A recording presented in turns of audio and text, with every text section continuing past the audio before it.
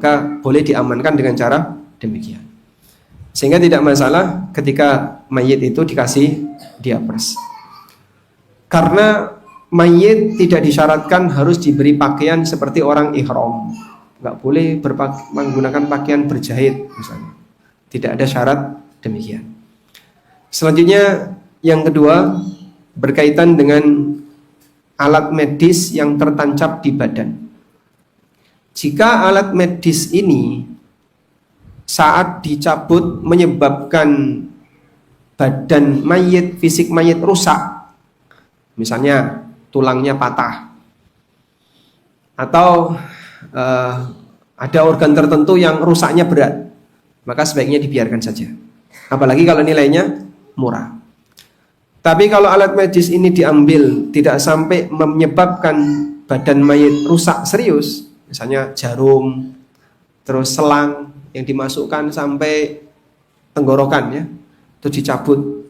Ya memang mungkin ada darahnya, tapi nggak sampai mematahkan tulang, tidak sampai merobek daging dan seterusnya, insya Allah tidak masalah. Jadi seperti ini melihat apakah ada risiko besar atau tidak. Karena Nabi SAW mengatakan, inna kasra idhamil mayyit ka kasrihi hayyan. Mematahkan tulang mayit hukumnya sama sebagaimana mematahkan tulang orang yang hidup. Hadis riwayat Abu Dawud. Dan yang dimaksud hukumnya sama di sini adalah sama-sama dosanya. Kalau orang mematahkan tulang orang hidup, apa hukumnya? Dosa. Maka mematahkan tulang mayit juga dosa. Wallahu a'lam.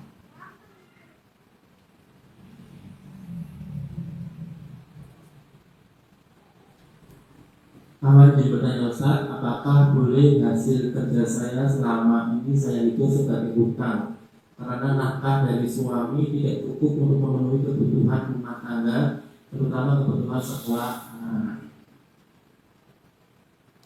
Nafkah dari suami tidak cukup, lalu istri bekerja, kemudian setelah itu digunakan untuk menutupi kekurangan nafkah suami. Apakah bisa disebut sebagai utang?